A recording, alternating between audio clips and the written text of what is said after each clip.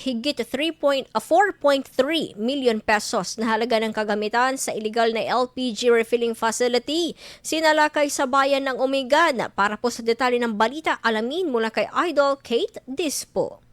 104.7 IFM. Report!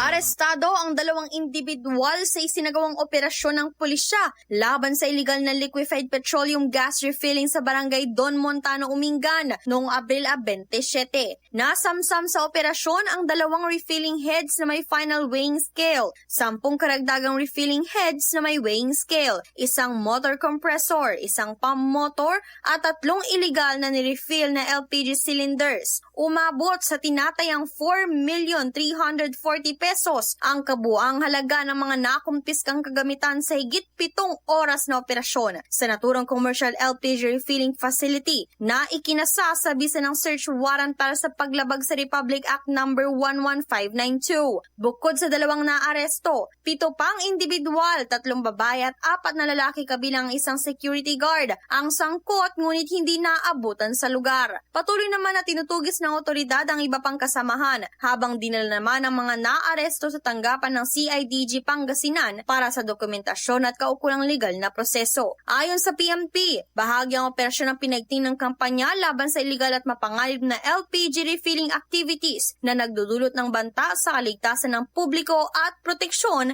ng mga mamimili. Kasama mo mula rito sa IFM Dagupan, ako po si Idol Kate Dispo, Tatak, IFM. IFM News. IFM News. IFM News.